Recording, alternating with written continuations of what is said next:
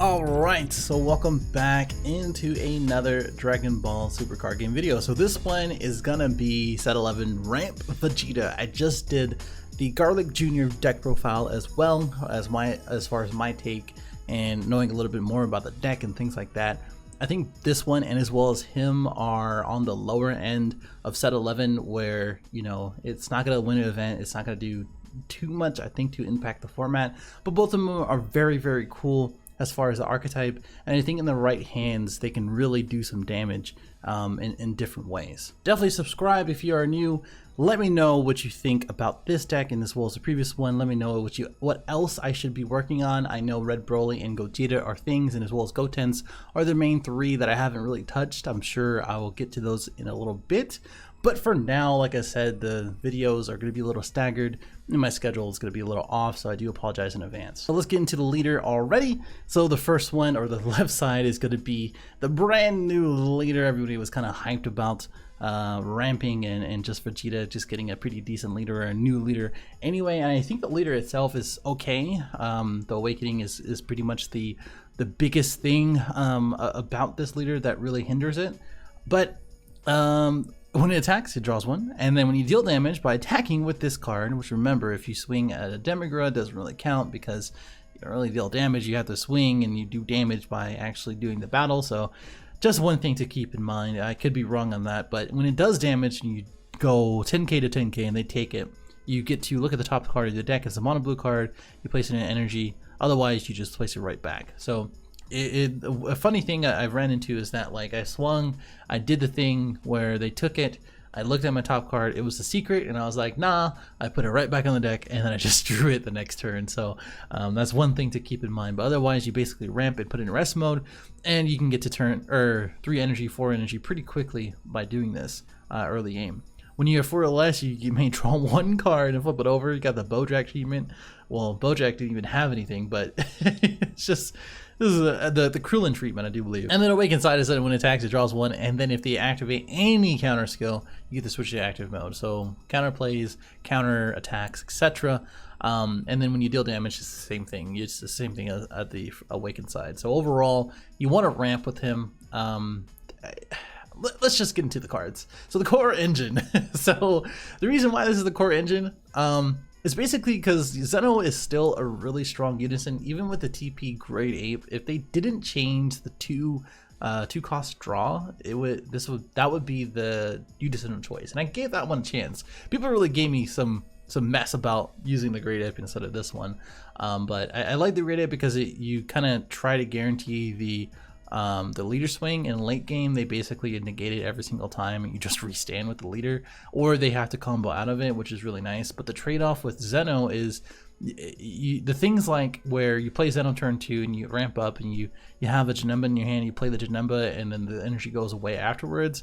It is really cool. Or if you turn 2, do the same thing, you have the open energy, you have Ultra Instinct, Goku's Kamehameha, you swing, you use the Kamehameha, you draw 1, you pass the turn, they take the life, right, and then you ramp 1, you replace that energy. So things like that are more, it's just better. I feel like it's better. Plus the +2 marker, going to 4 markers on turn 2 is really detrimental with a lot of decks, or really, really effective against a lot of decks.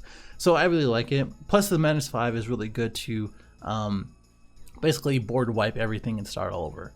So the Ultra Instinct Kamehameha, so if you haven't really noticed the price of it going up to like 10 bucks or something like that from like $2, I've always thought it was a really good card. Just being able to go to 30 on Awakened Side on defense later in the game is really, really cool. Being able to go to 25 after you swing and you draw 1 is really, really good. This is one of those cards that, you know, it's an IAR for a reason, and you really have to think about, like, you're getting rewarded for playing the blue archetype, and I think this is a really good example for that. Just this is going to be the card to be in your opening hand, just because you need to. This is the thing that all Ramp Vegeta players do, in which you swing, you draw a card, you play this turn 1, and then you draw another card, and then you ramp, because they're not going to combo out at 25k. They're either going to negate it or block it, but that they're never going to combo out of it that early. And now the Oob is interesting because, like I said, it's catering to the Zeno ramp, in which turn 2 you play the Zeno, you ramp up, which you're gonna get a mono blue color. There's not really much else that you're not playing, you play this guy for a blocker, you draw 1, and now you get to protect the unison or your leader from things that might hurt you early in the game, because you need all the cards. So things like crit are really effective against this leader, and I don't think you should really play that game in which you should try to defend yourself without this. And I just noticed that mine is here twice, so I apologize for that. And now she's gone, so there you go. Speaking of Mai, she looks at the top 5 and gets a blue unison which costs specific cost of 2 or 1 blue future trunks. So the future trunks is this one, and as well as the counter that we play, and of course the unison here. So really good targets for all of those. Mai is just there because the deck doesn't draw very much. So looking at top 5 and having basically a 5k combo on the field that you can just swing and go to 15k at early game is pretty useful. So if you don't have any other cards like the Zeno or Ultra Instinct Goku here to open you up, then Mai is going to be really good for that. Now I know Skip the Unison, but we'll come back to it. Obuni kind of carries the deck for attackers. I don't really need to speak about that, nor do I need to do it for counterplay Trunks. And then Janemba is just there because most of the time you're not going to be playing anything until about turn 3 or 4. So Janemba is really good with Zeno Unison. So trying to get that early game is really good.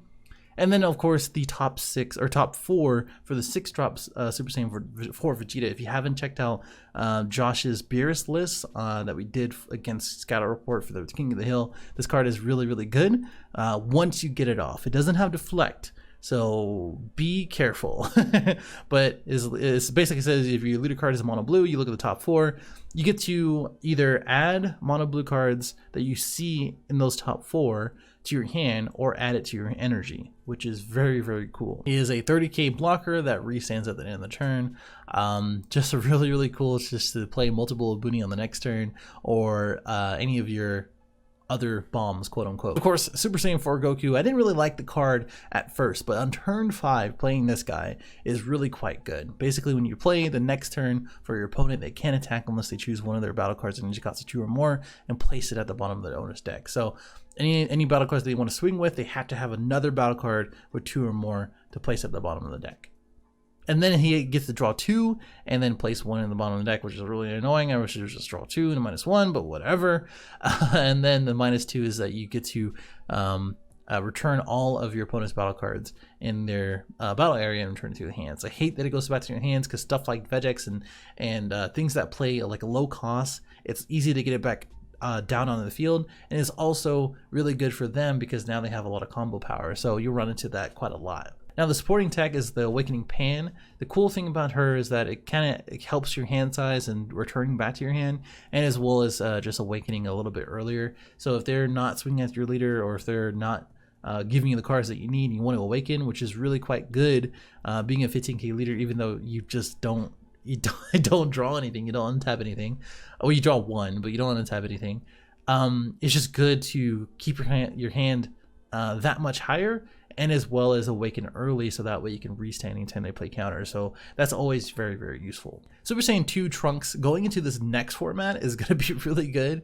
He's lowering in price, which is I'm happy about, but just the fact that he is a quote unquote topo, they have to bottom deck 2 cards if they attack with anything greater than current energy. Stuff like Dark Broly and stuff like, again, Vegex and stuff that plays things that they shouldn't be playing for that amount of energy is really affected by this guy. And he's a 1 cost negate if you have the unison in play, which I think, you know, if you play Zeno or the 5-drop Goku, I think both of them are they can survive pretty long for him to be pretty effective. So I think he's really quite good in this deck. And then we also have a few things that I don't know if people will agree with me on this one. I think 17 is definitely really good. I think the unison or the secret is really good just to stop their attacks and get more into ramp and more plays as far as a Booney, a 17 getting into that play, or even Kefla. And I think he's just really good just to stop the turn, right? It's just stop the turn, let me just do my thing, and then go into Super 17, right? Or Ender 17. But Kefla is really good if you can keep her on the board. They don't take care of her. She is probably one of the best cards in the deck. And that is simply because not only that you're playing so much energy, you're untapping with a Boonie, you're untapping with Dimension Magic, untapping with Sensu Bean, and you're also drawing the 2 cards every single turn. It is so good. And the reason why we play stuff like the Boo, stuff like the Mai, stuff like the Janemba for 1, the Boonie, etc. And now when we get into the considerations, you'll see more stuff. The Kefla becomes better and better. And I think if you lean more into Kefla, as in playing, like using your energy to negate things and playing things on their turn, she becomes that much better because she gets reduced all the way up to a 3 cost for every blue card that you have on your field. And I think she is really, really good. My original build had a lot more things to play on the field on their turn and then swing it back to you and play the Kefla, but she's run into to so many different counterplays, I didn't really want to rely on that too much. So if you can make her work and if she can stick, then she is really, really good. That's all I can really talk about for her. Now, the other things, of course, is going to be the deep magic for untapping and try to awaken if you need to. But this card is just really good in general. It's always been really good. Sensu Bean has always been really good just to defend, which you'll need against certain decks. And then Fu Shredder and Mystery, I think, is the only card that's not blue that you play in the deck, which definitely ends games. The other considerations, of course, is Zamasu Super Combo. The reason why I don't play it is because I don't want to charge another target when swinging with the leader or with Zeno. I hate it so much. RNG is already pretty bad online, and in person it can kind of vary, and I don't want to take that chance. So otherwise, I think Zamasu is okay. Zeno's Edge of Space is cool. I just don't like hitting my super combo after I play it, and then they either counterplay or they negate it and they kill it, or they do something stupid, and I just don't like that factor in which you have to get the full value in playing the card and then doing it that way. Yes, you get to combo with it and then get a card from your energy and place one right back, but I don't really care too much about that. Vegeta Ready the Rumble is cool because he is a 4 cost, yes, but at the same time, it is really quite good for what you get when you have a lot of energy later in the game, because you just end up having a lot of energy because of Zeno and the leader.